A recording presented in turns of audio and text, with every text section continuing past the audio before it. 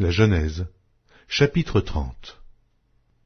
Lorsque Rachel vit qu'elle ne donnait point d'enfant à Jacob, elle porta envie à sa sœur, et elle dit à Jacob, « Donne-moi des enfants, ou je meurs. » La colère de Jacob s'enflamma contre Rachel, et il dit, « Suis-je à la place de Dieu qui t'empêche d'être féconde ?»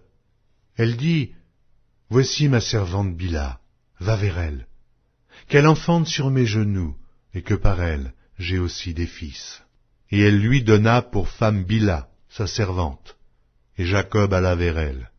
Bilha devint enceinte, et enfanta un fils à Jacob. Rachel dit, « Dieu m'a rendu justice. Il a entendu ma voix, et il m'a donné un fils. » C'est pourquoi elle l'appela du nom de Dan. Bilha, servante de Rachel, devint encore enceinte. Elle enfanta un second fils à Jacob. Rachel dit, « J'ai lutté divinement contre ma sœur, et j'ai vaincu. » Et elle l'appela du nom de Nephtali. Léa, voyant qu'elle avait cessé d'enfanter, prit Zilpa, sa servante, et la donna pour femme à Jacob. Zilpa, servante de Léa, enfanta un fils à Jacob. Léa dit, « Quel bonheur !» et elle l'appela du nom de Gad. Zilpa, servante de Léa, enfanta un second fils à Jacob. Léa dit, « Que je suis heureuse, car les filles me diront heureuse. » Et elle l'appela du nom d'Azer. Ruben sortit au temps de la moisson des blés, et trouva des mandragores dans les champs. Il les apporta à Léa, sa mère. Alors Rachel dit à Léa, « Donne-moi, je te prie, des mandragores de ton fils. » Elle lui répondit, « Est-ce peu que tu aies pris mon mari, pour que tu prennes aussi les mandragores de mon fils ?»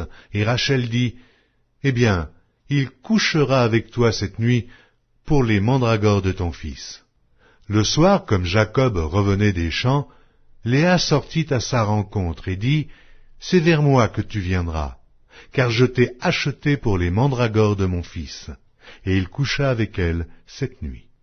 Dieu exauça Léa qui devint enceinte et enfanta un cinquième fils à Jacob. Léa dit, « Dieu m'a donné mon salaire, parce que j'ai donné ma servante à mon mari. » Et elle l'appela du nom d'Issachar. Léa devint encore enceinte et enfanta un sixième fils à Jacob. Léa dit, « Dieu m'a fait un beau don. Cette fois, mon mari habitera avec moi, car je lui ai enfanté 6 fils. » Et elle l'appela du nom de Zabulon. Ensuite, elle enfanta une fille, qu'elle appela du nom de Dina. Dieu se souvint de Rachel, il l'exauça, et il la rendit féconde. Elle devint enceinte et enfanta un fils, et elle dit, « Dieu a enlevé mon opprobre. » Et elle lui donna le nom de Joseph, en disant, « Que l'Éternel m'ajoute un autre fils. » Lorsque Rachel eut enfanté Joseph, Jacob dit à Laban, « Laisse-moi partir, pour que je m'en aille chez moi, dans mon pays. Donne-moi mes femmes et mes enfants, pour lesquels je t'ai servi, et je m'en irai, car tu sais quel service j'ai fait pour toi. » Laban lui dit, « Puissais-je trouver grâce à tes yeux? Je vois bien que l'Éternel m'a béni à cause de toi. Fixe-moi ton salaire, et je te le donnerai. » Jacob lui dit, « Tu sais comment je t'ai servi, et ce qu'est devenu ton troupeau avec moi.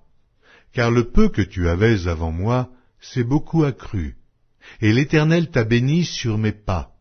Maintenant, quand travaillerai-je aussi pour ma maison? » Laban dit, « Que te donnerai-je? » Et Jacob répondit, « Tu ne me donneras rien. Si tu consens à ce que je vais te dire, je ferai paître encore ton troupeau, et je le garderai. Je parcourrai aujourd'hui tout ton troupeau. Mais à part parmi les brebis tout agneau tacheté et marqueté, et tout agneau noir. Et parmi les chèvres, tout ce qui est marqueté et tacheté sera mon salaire. Ma droiture répondra pour moi.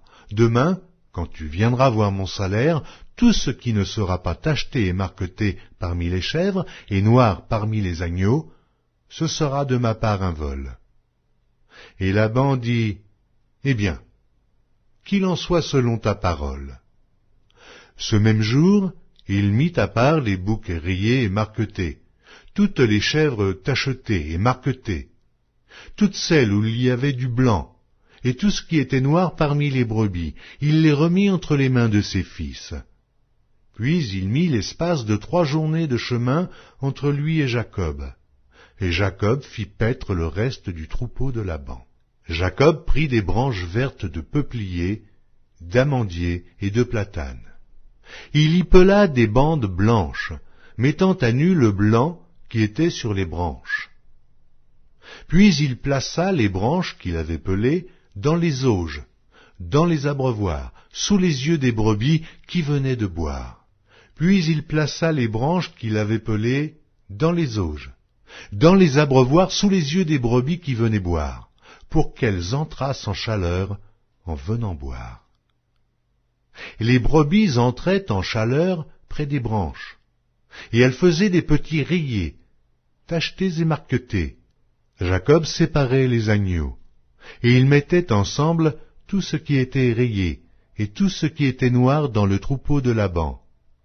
Il se fit ainsi des troupeaux à part, qu'il ne réunit point au troupeau de Laban.